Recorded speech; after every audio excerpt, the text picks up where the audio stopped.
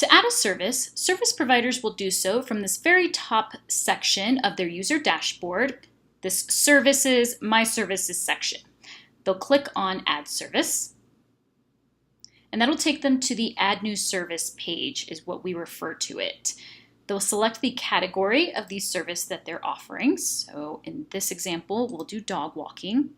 They'll select the cover image, and the cover image is the image that is shown in the Browse page. So you want to make sure it's a nice image. This one right here, and then we've got the service name. So I'm going to be an evening dog walker in this case. Then we've got the service description, and the nice thing with the description field is you can separate it by paragraph, like so. Then we enter the service address. This service address is not shown to any other user on the marketplace, so it's not shown in the Browse page. You want to make sure to select a legitimate address. This section here is powered by Google Locations, so you want to make sure that it's a legitimate address that you pick. Then we've got the price and the rate unit. So I'm charging, let's say, I'll do $10 for a 30-minute walk. I can add a PDF file. I can also add a YouTube video. I'll skip the PDF file. We can add a YouTube video here. Then we get to the service images. So here I can add any other images that I want to add for this service. So we've got dog walking 2, and I'll add another image, dog walking 3. And all you do is click on the square, and that'll bring up your files so you can upload the images. Then we get to the further details, or the custom questions. So if you remember, while setting up the site, the marketplace admin or marketplace owner, whoever set up the site, this is the section, these are those custom questions that they set up in their questions builder. So now that we're playing the role of the seller or the service provider, this is where we're going to answer those questions. So the pet type, and I can select as many as I want. So obviously we're not walking cats. So I do large dogs, medium dogs, small dogs, and I'm open to extra large dogs. Additional offerings provided. Here I can say that I'm first aid CPR certified, years of experience, over 5 years. Type that, and then any certifications. I'm just going to make one up, leash training.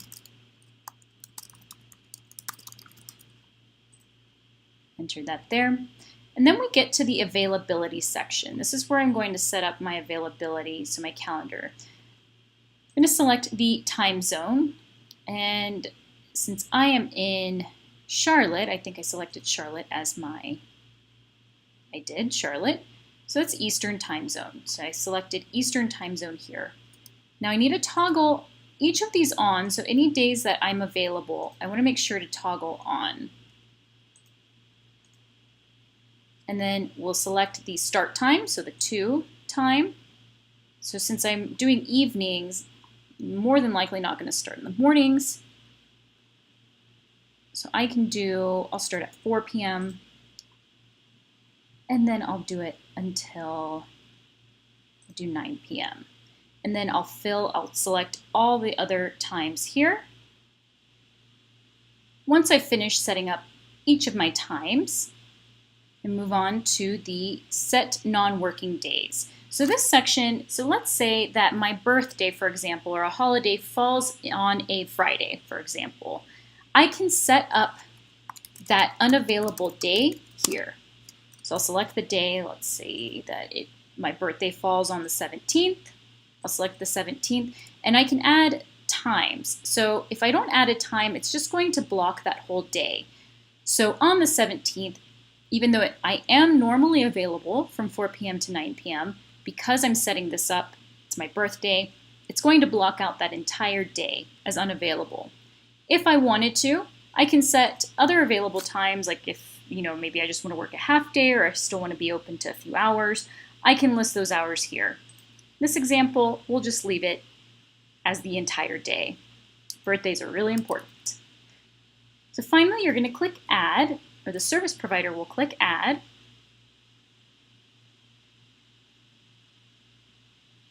And that's going to direct, it's always going to direct the user to their profile settings section. So in their settings section, the profile tab. And this is where if they're a new user, that just signed up, they're not going to have a profile picture. When they get here, you'll notice that the first and last name default to the display name. If you remember in the sign up, there is no section for the last name, so that's why it defaults each of those sections to the display name. So here we can set up the last name, the service provider. We can set up an email, and we can set up a profile picture. So for the profile picture, just looking for a random profile picture that will do. We'll select this one. Perfect. And once I'm done, I want to make sure, I also want to check my email, make sure that the email that I set up is correct. Display name, I can edit it here, my location, and we'll click on Save Changes. Once I click Save Changes, it takes me right back to my User Dashboard Services, my Services section, where I can see the service that I just added. Now from here, I can also delete it, or I can edit it. And that's how a service provider will add a service. If the service provider wants to view the service that they just added, so if they want to view their service listing, they can do so from the Browse Services page. So I can view my own listing. And usually, newer listings are always going to be added to the very last page. So go to page 4, scroll down, and here is my listing. I'll click on See Service.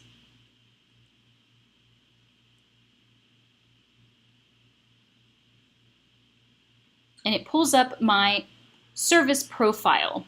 So this is what service seekers are going to see when they're viewing my service. So any other services that I offer are going to be listed here in this top bar. Right now I only have one.